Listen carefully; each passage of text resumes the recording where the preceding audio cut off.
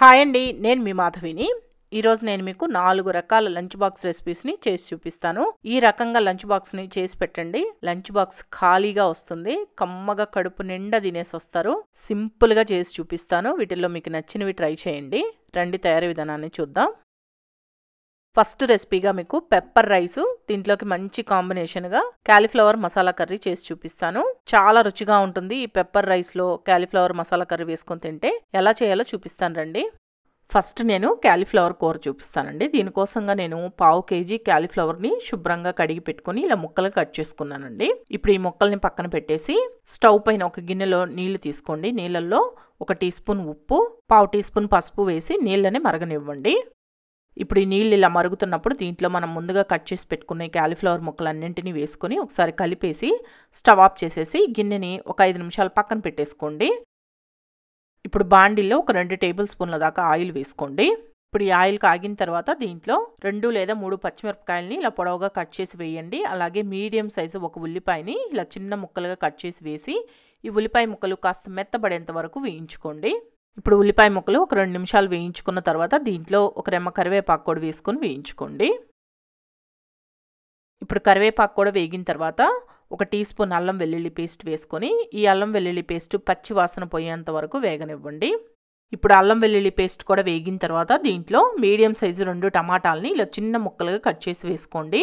దీంట్లోనే మనం ముందుగా వేడి నీళ్ళల్లో వేసి పెట్టుకున్న ఈ క్యాలీఫ్లవర్ ముక్కలను కూడా వేసేసి ఫ్లేమ్ని లో ఫ్లేమ్లోనే ఉంచి ఒకసారి కలిపేసి దీంట్లో 1 టీ స్పూన్ సాల్ట్, ఒక 1/2 టీ స్పూన్ పసుపు వేసుకొని మొత్తం బాగా కలిసేటట్టు ఒకసారి కలిపిన తర్వాత ఈ బాండిల్కి మూత పెట్టేసి ఫ్లేమ్ని లో ఫ్లేమ్లోనే ఉంచి ఉడికించండి. టమాటా ముక్కలు బాగా మెత్తబడిపోయి మనకి ఈ క్యాలీఫ్లవర్ ముక్కలు కూడా బాగా ఉడకాలండి. అలా వచ్చేంత వరకు మూత పెట్టేసి మగ్గించేయండి. ఇప్పుడు చూడండి, ఒక 5 నిమిషాల తర్వాత నేను మూత తీసి చూపిస్తున్నాను. టమాటా ముక్కలు అలాగే క్యాలీఫ్లవర్ ముక్కలు బాగా మగ్గిపోయాయి మనకి. మీరు మధ్య మధ్యలో మూత తీసి కలుపుతూ ఉండండి, లేకపోతే అడుగంటేస్తుంది. ఇలా బాగా మెత్తగా ఉడికిన తర్వాత దీంట్లో 1 టీ స్పూన్ కారం, 1 టీ స్పూన్ ధనియాల పొడి, 1/2 టీ స్పూన్ జీలకర్ర పొడి, 1 tea spoon chicken masala powder వేసుకొని ఫ్లేమ్ని లో ఫ్లేమ్లోనే ఉంచి ఈ పొడులన్నీ కూరలో బాగా కలిసిపోయేటట్టు కలపండి.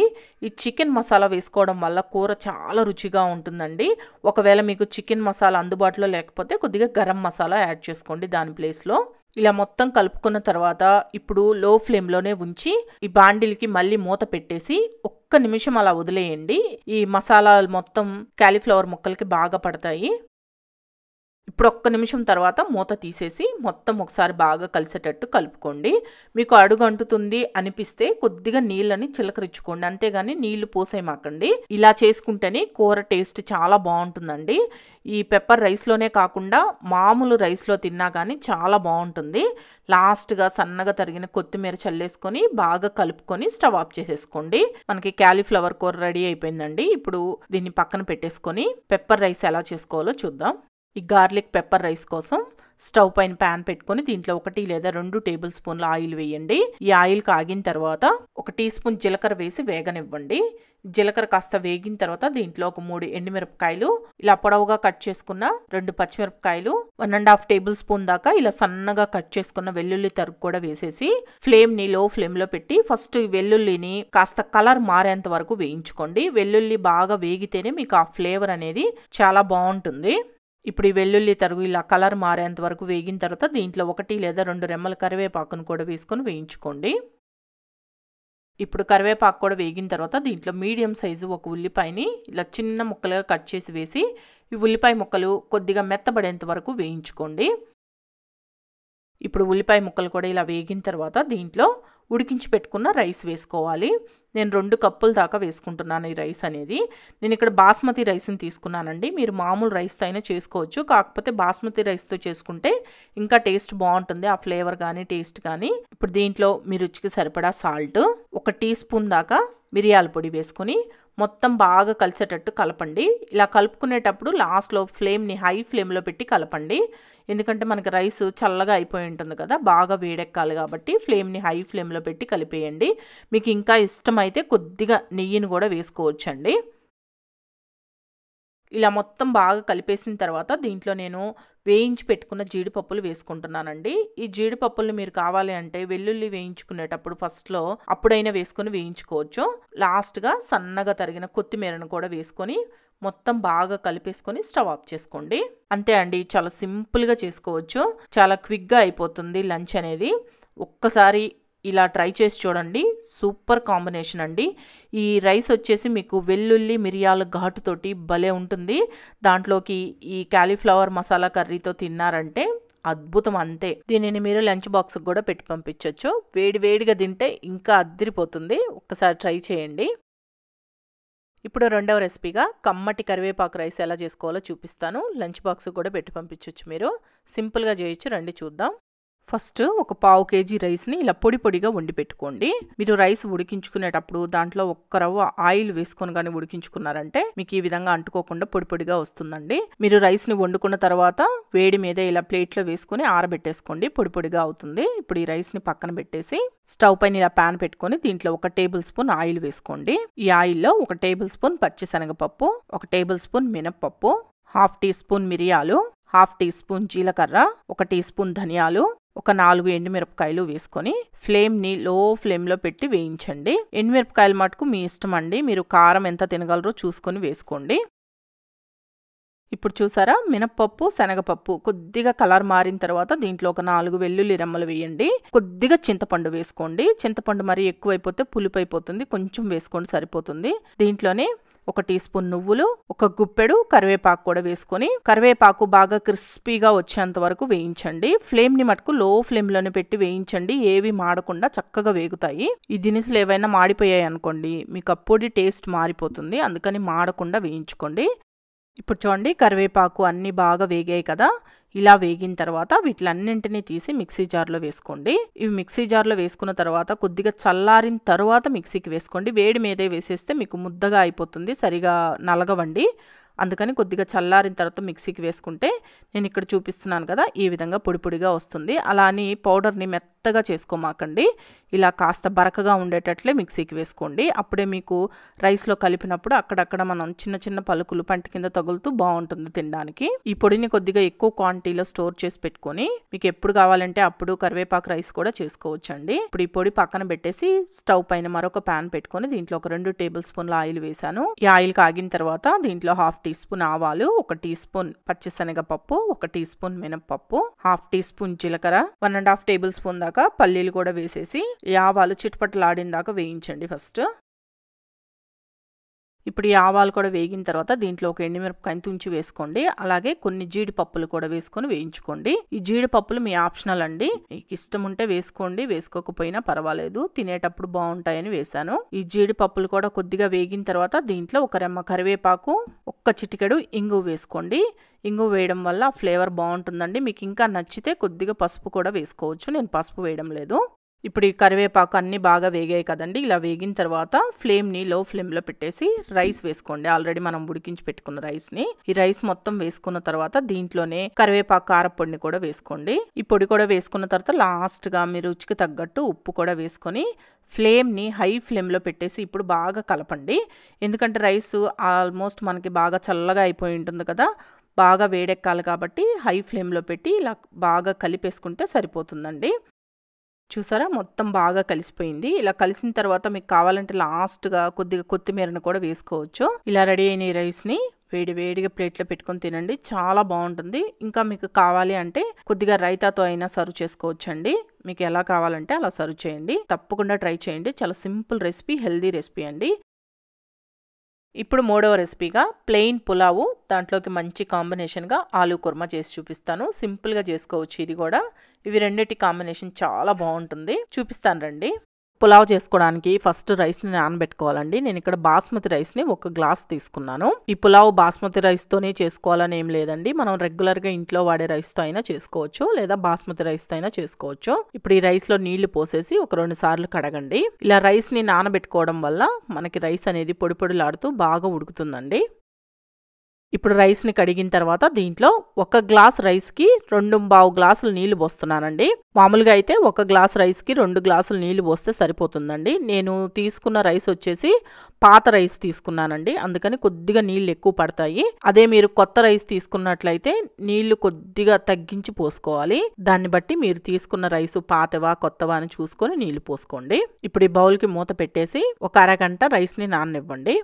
ఈలోపు బంగాళదుంప కుర్మా కోసం బంగాళదుంపల్ని ఉడికించి పెట్టుకోవాలి. నేను ఇక్కడ 3 బంగాళదుంపలు తీసుకొని ఇలా ఉడికించేసుకున్నానండి. వీటిల్ని ఈ పైన తొక్క తీసేసి ఈ విధంగా మీడియం ముక్కలుగా వచ్చేటట్లు కట్ చేసుకొని పక్కన పెట్టేసుకోండి. ఇప్పుడు పులావ్ కోసం ఇలా ప్యాన్ పెట్టుకొని దీంట్లో 2 టేబుల్ స్పూన్ల ఆయిల్ వేసుకోండి. 2 టేబుల్ స్పూన్ల దాకా నెయ్యి వేసుకోండి. నెయ్యి వేయడం వల్ల పులావ్ టేస్ట్ ఇంకా బాగుంటుంది. మీకు నెయ్యి పడదు అనుకుంటే మొత్తం ఆయిల్తో చేసుకోండి. ఇప్పుడు నెయ్యి కరిగిన తర్వాత దీంట్లో హోల్ గరం మసాలా వేసుకోవాలి. 2 బిర్యానీ ఆకులు, 2 ఇంచుల చెక్క, కొద్దిగా జాపత్రి, 1 అనాస పువ్వు, 2 యాలకులు, 4 లవంగాలు, బండ పువ్వు, దీన్నే బ్లాక్ స్టోన్ ఫ్లవర్ అని కూడా అంటారండి. ఇది వేసుకోవడం వల్ల మీకు సేమ్ బిర్యానీ ఫ్లేవర్ వస్తుంది. ఇది సూపర్ మార్కెట్లో దొరుకుతుంది మీకు. దీన్ని కొద్దిగా వేసుకోండి. అలాగే 1/2 టీ స్పూన్ సాజీరా కూడా వేసి ఈ మసాలా దినుసులన్నింటినీ లైట్గా వేగనివ్వండి. ఇప్పుడు ఈ మసాలా దినుసులన్నీ కొద్దిగా వేగిన తర్వాత దీంట్లో మీడియం సైజు 1 ఉల్లిపాయని ఇలా ముక్కలుగా కట్ చేసి వేసి ఉల్లిపాయ ముక్కలు కాస్త మెత్తబడేంత వరకు వేయించండి. మరి ఎక్కువ వేగాల్సిన అవసరం లేదండి, మనకి జస్ట్ మెత్తబడితే సరిపోతుంది. ఈ ఉల్లిపాయ ముక్కలు వేగేటప్పుడే దీంట్లో 3 లేదా 4 పచ్చిమిరపకాయలని ఇలా పొడవుగా కట్ చేసి వేసుకొని వేయించుకోండి. దీంట్లో కావాలంటే మీరు కరివేపాకు కూడా వేసుకొని వేయించుకోవచ్చు. ఇప్పుడు ఉల్లిపాయ పచ్చిమిరపకాయ కూడా వేగిన తర్వాత దీంట్లో 1 టీ స్పూన్ అల్లం వెల్లుల్లి పేస్ట్ వేసుకొని పచ్చి వాసన పోయేంత వరకు వేగనివ్వండి. ఇప్పుడు అల్లం వెల్లుల్లి పేస్ట్ కూడా వేగిన తర్వాత దీంట్లో మీడియం సైజు 1 టమాటాని ఇలా ముక్కలుగా కట్ చేసి వేసుకొని టమాటా ముక్కలు బాగా మెత్తబడేంత వరకు వేయించండి. ఇప్పుడు చూడండి టమాటా ముక్కలు బాగా మెత్తగా మగ్గిపోయాయి కదా. ఇలా మగ్గిపోయిన తర్వాత ఈ నీళ్లతో సహా మనం ముందుగా నానబెట్టుకున్న రైస్ని వేసేసుకోండి. ఇంకా మళ్ళీ ఎక్స్ట్రా నీళ్ళు ఏం పోయాల్సిన అవసరం లేదండి. ఆల్రెడీ మనం నీళ్లు కొలుచుకొని పోసుకున్నాం కాబట్టి మళ్ళీ ఎక్స్ట్రా వేసుకోవద్దు. ఒకవేళ మీరు కుక్కర్లో చేసుకునే పని అయితే 1 గ్లాస్ రైస్కి 1.5 గ్లాస్ నీళ్లు తీసుకోండి.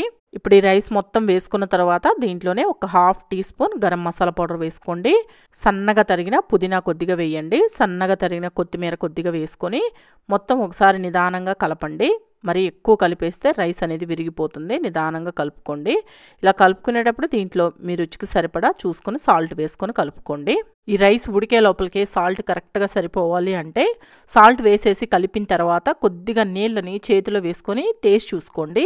నీళ్ళు అనేవి కొద్దిగా ఉప్పగా ఉండాలండి. అలా ఉంటే మీకు రైస్ ఉడికేటప్పటికే ఉప్పు కరెక్ట్గా సరిపోతుంది. ఇలా కలిపేసిన తర్వాత ఇప్పుడు గిన్నెకి మూత పెట్టేసి ఫ్లేమ్ని మీడియం ఫ్లేమ్లో పెట్టి ఉడికించండి. ఇప్పుడు చూడండి ఒక 5 నిమిషాలు ఉడికిన తర్వాత నేను మూత తీసి చూపిస్తున్నాను.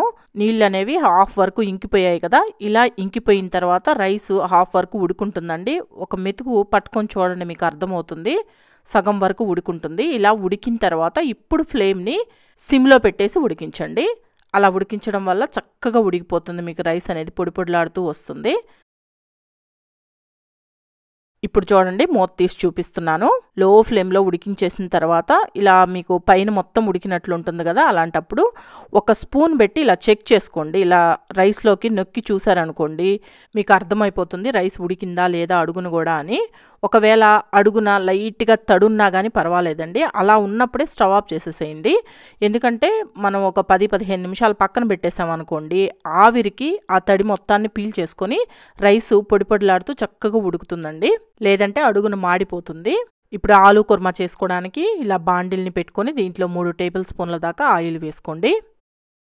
ఆయిల్ కాగిన తర్వాత దీంట్లో మీడియం సైజు 2 ఉల్లిపాయల్ని ఇలా చిన్న ముక్కలుగా కట్ చేసి వేయండి. ఈ ఉల్లిపాయలు వేసిన వెంటనే దీంట్లోనే కొద్దిగా కరివేపాకు కూడా వేయండి. దీంట్లోనే 2 లేదా 3 పచ్చిమిరపకాయల్ని ఇలా కట్ చేసి వేసుకొని ఉల్లిపాయ ముక్కలు కొద్దిగా మెత్తబడేంత వరకు వేయించుకోండి. ఈ ఉల్లిపాయ ముక్కలు ఇలా వేయించుకునేటప్పుడు దీంట్లో 1/2 టీ స్పూన్ పసుపు, కొద్దిగా ఉప్పు వేసుకొని వేయించుకోండి. ఉల్లిపాయ ముక్కల్లో ముందుగా ఉప్పు వేసి వేయించుకోవడం వల్ల ఉల్లిపాయ ముక్కలు తొందరగా మగ్గిపోతాయి. ఇప్పుడు ఉల్లిపాయ ముక్కలు మెత్తబడేంత వరకు వేగిన తర్వాత దీంట్లో 1 టీ స్పూన్ అల్లం వెల్లుల్లి పేస్ట్ వేసుకొని వేయించుకోండి. అల్లం వెల్లుల్లి పేస్ట్ పచ్చి వాసన పోయేంత వరకు వేగనివ్వండి. ఇప్పుడు అల్లం వెల్లుల్లి పేస్ట్ వేగిన తర్వాత దీంట్లో 1 టీ స్పూన్ కారం, 1/2 టీ స్పూన్ జీలకర్ర పొడి, 1 టీ స్పూన్ ధనియాల పొడి, మీ రుచికి సరిపడా సాల్ట్ వేసుకోండి. ఫస్ట్ మనం కొద్దిగా ఉల్లిపాయలు వేయించుకునేటప్పుడు వేసాం సాల్ట్ చూసుకొని వేసుకోండి. ఇప్పుడు ఇవన్నీ వేసిన తర్వాత ఒకసారి బాగా కలిసేటట్టు కలుపుకోవాలి. ఇప్పుడు మనం వేసుకున్న మసాలా పొడులన్నీ కలిసిపోయిన తర్వాత ఇప్పుడు దీంట్లో 1/2 కప్పు పెరుగు వేసుకోండి. పెరుగు మరీ పుల్లగా ఉంటే టేస్ట్ బాగుండదండి, అందుకని పుల్లగా లేని పెరుగు వేసుకోవాలి. పెరుగు వేసుకున్న తర్వాత ఫ్లేమ్ని లో ఫ్లేమ్లో పెట్టి కంటిన్యూస్గా కలపండి. మీరు ఫ్లేమ్ని లో ఫ్లేమ్లో పెట్టకపోతే పెరుగు అనేది విరిగిపోతుందండి, అందుకని లో ఫ్లేమ్లో పెట్టి బాగా కలిసేటట్టు కలపండి. ఇప్పుడు పెరుగు పూర్తిగా కలిసిపోయి ఆయిల్ సపరేట్ అయ్యేంత వరకు లో ఫ్లేమ్లోనే ఉడికించండి. ఇప్పుడు చూడండి, ఆయిల్ సపరేట్ అయ్యి ఇలా బాగా ఉడకాలండి. ఇలా ఉడికిన తర్వాత ఇప్పుడు దీంట్లో మనం ముందుగా ఉడికించి పక్కన పెట్టుకున్న ఈ బంగాళదుంప ముక్కలన్నింటినీ వేసుకొని మొత్తం బాగా కలిసేటట్టు కలిపేయండి. ఇలా ఒకసారి మొత్తం కలుపుకున్న తర్వాత దీంట్లో ఒక గ్లాస్ దాకా నీళ్లు పోసేసి మొత్తం బాగా కలుపుకొని ఫ్లేమ్ని మీడియం ఫ్లేమ్లో పెట్టి ప్యాన్కి మూత పెట్టేసి ఉడికించండి. ఆల్రెడీ మనకి బంగాళదుంప ముక్కలు ఉడికిపోయాయి కాబట్టి మరీ ఎక్కువ ఉడకాల్సిన అవసరం లేదు, తొందరగానే అయిపోతుందండి. ఇప్పుడు ఒక 3-4 నిమిషాలు ఉడికిన తర్వాత ఇలా కాస్త చిక్కబడుతుందండి. ఇలా ఉడికిన తర్వాత ఇప్పుడు దీంట్లో 1 టీ స్పూన్ దాకా కసూరి మేతిని తీసుకొని ఇలా నలిపి వేసుకోండి. కసూరి మేతి అంటే ఏంటి అని కామెంట్స్లో చాలా మంది అడుగుతున్నారండి. ఈ కసూరి మేతి అంటే ఎండబెట్టిన మెంతి ఆకులండి. దీంట్లోనే 1 టీ స్పూన్ దాకా గరం మసాలా పౌడర్ కూడా వేసుకొని మొత్తం బాగా కలిపేసి లో ఫ్లేమ్లో పెట్టి మరొక 2-3 నిమిషాలు ఉడకనివ్వండి. ఇప్పుడు చూడండి, మూత తీసి చూపిస్తున్నాను. ఇలా ఆయిల్ సపరేట్ అయ్యేంత వరకు ఉడికితే సరిపోతుందండి. ఇలా కాస్త పల్చగానే ఉండాలి. మరి చిక్కగా ఉడికించేసుకున్నారంటే ఆరేటప్పటికే మరి మీకు గట్టిగా ముద్దలాగా అయిపోతుందండి బంగాళదుంప కాబట్టి. ఇలా కాస్త పల్చగా ఉన్నప్పుడే స్టవ్ ఆఫ్ చేసేయండి. లాస్ట్గా సన్నగా తరిగిన కొత్తిమీర చల్లుకొని మొత్తం బాగా కలిపేసుకుంటే ఆలూ కుర్మా రెడీ. ఈ ఆలూ కుర్మానే ఆల్రెడీ మీకు చూపించున్నానండి, కానీ ఈ రైస్లోకి ఈ ఆలూ కుర్మా చాలా బాగుంటుందని ఇంకొకసారి చేసి చూపించాను. తెలియని వాళ్ళు ఎవరైనా ఉంటే చేసుకుంటారు కదా, అందుకని. ఈలోపు రైస్ కూడా రెడీ అయిపోయి ఉంటుంది. చూడండి, అడుగును కూడా ఏమీ మాడకుండా ఎంత పొడి పొడిలాడుతూ వచ్చిందో. పర్ఫెక్ట్గా ఉడికింది కదా. ఈ విధంగా మీరు ఎప్పుడైనా బాస్మతి రైస్తో పులావ్ కానీ బిర్యానీలు కానీ చేసుకుంటే ఈ ప్రాసెస్లో చేసుకోండి, చక్కగా వస్తుంది మీకు. నేను మీకు చెప్తూ చూపించాను కాబట్టి ఎక్కువ టైం అయినట్లు అనిపిస్తుందండి, కానీ మీరు చేసుకుంటే చాలా సింపుల్గా త్వరగా చేసుకోవచ్చు. ఈ పులావ్లోకి ఆలూ కుర్మా వేసుకొని తింటే సూపర్గా ఉంటుందండి. చాలా సింపుల్గా చేసుకునే రెసిపీ. ఈ కాంబినేషన్ చేసి లంచ్ బాక్స్ పెట్టి పంపించారనుకోండి, కడుపు నిండా కమ్మగా తినేస్తారు. తప్పకుండా ట్రై చేయండి. ఇప్పుడు 4వ రెసిపీగా టమాటా క్యాలీఫ్లవర్ రైస్.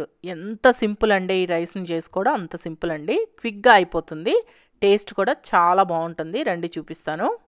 ఫస్ట్ కొన్ని నీళ్ళ గిన్నెలో వేసుకొని నీళ్లు మరగనివ్వండి. నీళ్లు మరుగుతున్నప్పుడు దీంట్లో 1 టీ స్పూన్ సాల్ట్ వేసి 1 కప్పు దాకా ఇలా సన్నగా కట్ చేసుకున్న క్యాలీఫ్లవర్ ముక్కలు వేసుకోండి. దీంట్లోనే 1/2 టీ స్పూన్ పసుపు కూడా వేసుకొని ఒకసారి మొత్తం కలిపి ఈ క్యాలీఫ్లవర్ ముక్కలు కాస్త మెత్తబడేంత వరకు ఉడికించుకోండి. ఇప్పుడు ఈ ముక్కలు కాస్త మెత్తబడిన దాకా ఉడికించుకొని ఈ ముక్కలన్నింటినీ తీసి పక్కన పెట్టేసుకోండి. ఇప్పుడు ప్యాన్ వేడి చేసుకొని దీంట్లో ఒక 3 టేబుల్ స్పూన్ల దాకా ఆయిల్ వేసుకోండి. ఇప్పుడు ఆయిల్ కాగిన తర్వాత దీంట్లో 1 టీ స్పూన్ జీలకర్ర వేసుకొని ఈ జీలకర్ర వేగిన తర్వాత పెద్ద సైజు 1 ఉల్లిపాయని ఇలా ముక్కలుగా కట్ చేసి వేసుకోండి. దీంట్లోనే 2 పచ్చిమిరపకాయలని ఇలా చిన్న ముక్కలుగా కట్ చేసి వేయండి. 1 రెమ్మ కరివేపాకు కూడా వేసుకొని ఇప్పుడు వీటిలన్నింటినీ కలిపి ఉల్లిపాయ ముక్కలు కాస్త మెత్తబడేంత వరకు వేయించుకోండి. ఇప్పుడు ఈ ఉల్లిపాయ ముక్కలు ఇలా వేగిన తర్వాత దీంట్లో 1.5 టీ స్పూన్ దాకా అల్లం వెల్లుల్లి పేస్ట్ వేసుకొని ఈ అల్లం వెల్లుల్లి పేస్ట్ పచ్చి వాసన పోయేంత వరకు వేయించండి. ఇప్పుడు అల్లం వెల్లుల్లి పేస్ట్ పచ్చి వాసన పోయేంత వరకు వేగిన తర్వాత ఒక మీడియం సైజు 3 టమాటాలు తీసుకోండి. ఆ టమాటాలని ఇలా మిక్సీలో వేసుకొని మెత్తటి పేస్ట్ లాగా చేసుకొని ఆ టమాటా పేస్ట్ని వేసుకోండి. ఇప్పుడు టమాటా పేస్ట్ వేసిన తర్వాత దీంట్లో మీ రుచికి సరిపడా సాల్ట్ వేసుకోండి. ఆల్రెడీ మనం క్యాలీఫ్లవర్ ఉడికించేటప్పుడు వేసున్నాం కాబట్టి చూసుకొని వేసుకోండి. అలాగే 1/4 టీ స్పూన్ పసుపు కూడా వేసుకొని మొత్తం ఒకసారి బాగా కలుపుకొని ఈ ప్యాన్కి మూత పెట్టేసి ఫ్లేమ్ని సిమ్లో పెట్టేయండి. ఈ టమాటా పేస్ట్ అనేది మీకు బాగా ఉడికిపోయి ఆయిల్ సపరేట్ అవుతుంది, అలా వచ్చిన దాకా ఉడికించుకోండి. ఇప్పుడు చూడండి, మూత తీసి చూపిస్తున్నాను. టమాటా పేస్ట్ బాగా ఉడికి ఆయిల్ సపరేట్ అయ్యింది కదా, ఇలా ఉడకాలి. ఇలా ఉడికిన తర్వాత దీంట్లో 1 టీ స్పూన్ కారం వేసుకుంటున్నాను. ఆల్రెడీ మనం పచ్చిమిర్చి కూడా వేసాం కాబట్టి మీరు ఎంత కారం తినగలరో చూసుకొని వేసుకోండి. దీంట్లోనే 1/2 టీ స్పూన్ ధనియాల పొడి, 1/4 టీ స్పూన్ జీలకర్ర పొడి, 1/2 టీ స్పూన్ గరం మసాలా పొడి వేసుకున్నాను. ఈ పొడులన్నీ వేసుకున్న తర్వాత ఫ్లేమ్ ని సిమ్లోనే పెట్టుకుని మొత్తం బాగా కలిసేటట్టు కలపండి. నేను ఈటీవీ ప్రోగ్రామ్ లో ఈ రెసిపీ చేసినప్పుడు గరం మసాలా పొడి ధనియాల పొడి వేయలేదండి. మీకు ఇష్టం లేకపోతే అవి వేసుకోకపోయినా బాగానే ఉంటుంది, కానీ వేసుకుంటే ఇంకొంచెం టేస్ట్ బాగుంటుంది. ఇప్పుడు ఇలా మొత్తం కలుపుకున్న తర్వాత దీంట్లో మనం ఆల్రెడీ ఉడికించి పక్కన పెట్టుకుని క్యాలీఫ్లవర్ ముక్కలు కూడా వేసి ఈ మసాలా అంతా క్యాలీఫ్లవర్ ముక్కలకు కూడా బాగా పట్టేటట్టు కలుపుకోండి. కలుపుకున్న తర్వాత ఒక గ్లాస్ బాస్మతి రైస్ ని నేను ఇలా పొడి పొడిగా ఉడికించి పక్కన పెట్టుకున్నానండి. ఆ బాస్మతి రైస్ ని వేసుకుంటున్నాను. మీరు నార్మల్ రైస్ నైనా సరే ఇలా పొడి పొడిగా వండుకొని వేసుకోవచ్చు. రైస్ వేసుకున్న తర్వాత మొత్తం బాగా కలిసేటట్టు కలుపుకోండి. ఫ్లేమ్ ని హై ఫ్లేమ్ లో పెట్టి కలపండి. అంటే ఆల్రెడీ మనకి రైస్ చల్లగా అయి ఉంటుంది కాబట్టి బాగా వేడెక్కాలి రైస్, అందుకని ఫ్లేమ్ ని హై ఫ్లేమ్ లో పెట్టి కలపండి. ఇలా మొత్తం కలుపుకున్న తర్వాత లాస్ట్గా సన్నగా తరిగిన కొత్తిమీర చల్లుకొని మొత్తం బాగా కలిపేసుకొని స్టవ్ ఆఫ్ చేసేయండి. అంతే, చాలా బాగుంటుందండి. టేస్ట్ చాలా సింపుల్గా చేసుకోవచ్చు కదా. మీరు దీనిని లంచ్ బాక్స్ కూడా పెట్టి పంపించవచ్చు, చాలా ఈజీగా చేయొచ్చు. నచ్చితే ఈ రెసిపీ కూడా ట్రై చేయండి. మరి చూసారు కదా 4 రకాల లంచ్ బాక్స్ రెసిపీస్ని. ఈ వీడియో మీకు నచ్చింది అనుకుంటున్నాను. నచ్చితే మన షెఫ్ ఛానల్ని సబ్స్క్రైబ్ చేసుకోండి, లైక్ చేయండి, షేర్ చేయండి, కామెంట్ చేయండి.